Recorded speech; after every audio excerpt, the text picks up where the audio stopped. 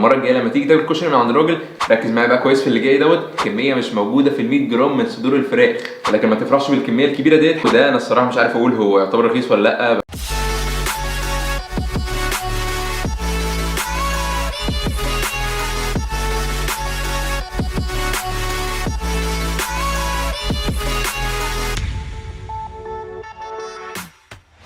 للاسف كل حاجه غليت، وخصوصا الاكل اللي هي تعتبر الحاجه الاساسيه بالنسبه لاي واحد بيروح جيم او اي واحد بيعمل عضلات، هو انه لازم يهتم جدا بالاكل بتاعه.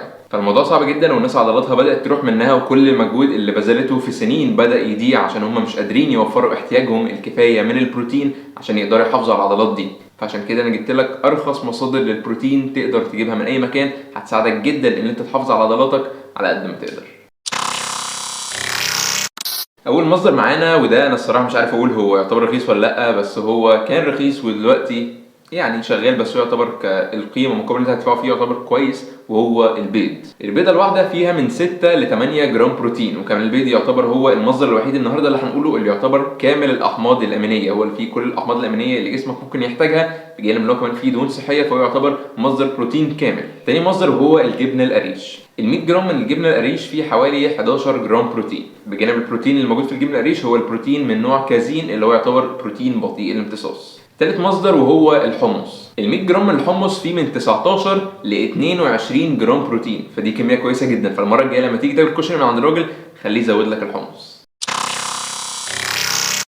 ورابع مصدر اللي مستحيل يجي في دماغك وهو الترمس. ركز معايا بقى كويس في اللي جاي دوت. ال 100 جرام من الترمس فيه 36 جرام بروتين، كميه مش طبيعيه، كميه مش موجوده في ال 100 جرام من صدور الفراخ.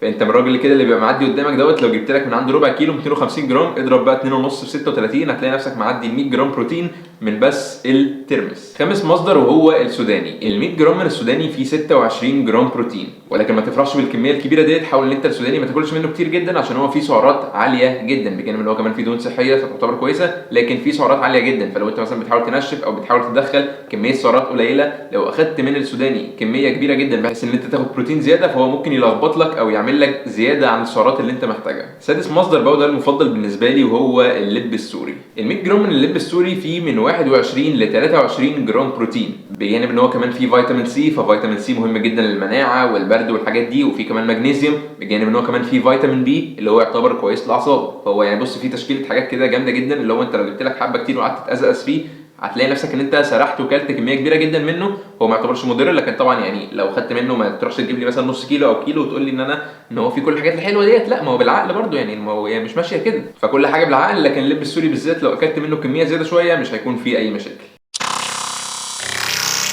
كده شايف ده يكون فيديو النهارده. يا ريت لو الفيديو عجبكم تعملوا لايك للفيديو دوت وتعملوا سبسكرايب في القناه عشان تشوفوا كل الحاجات الجديده اللي هتنزل، واكتبوا لي في الكومنتس تحت اي حاجه عايزين تسالوني عليها. ولسه هعمل لكم جزء تاني من الموضوع دوت عشان في لسه مصادر كتيره جدا ما اتكلمناش عليها. وهتلاقي الاكونت بتاعي تحت، فيسبوك، انستجرام، تيك توك، تويتر، هتلاقي كل الاكونتات. خش تابعني هناك، بنزل حاجات هناك كل يوم. والتدريب الاونلاين والبرامج المخصصه هتلاقوا لينك الواتساب تحت، خش ابعتوا لي عليه هناك #اونلاين كوتشنج، هتبعت لكم هناك كل التفاصيل. هتلاقوا باقات كتيره جدا تقدر تختار الباقه المتاحه معاك. لو انت مشكلتك في التمرين هتلاقي باقات للتمرين، لو انت مشكلتك في التغذيه او النظام الغذائي هتلاقي باقات للنظام الغذائي، لو انت الاثنين ما عندك اصلا مشكله ومش فاهم اي حاجه في الجيم عموما ففي باقه شامله الاثنين. فعندك كل اللي انت عايزه هناك، فمالكش حجه. خش ابعت لي لينك الواتساب تحت وهيتبعت لك هناك كل التفاصيل، وخلينا اساعدك توصل لاحسن شكل في حياتك. واشوفكم الفيديو اللي جاي.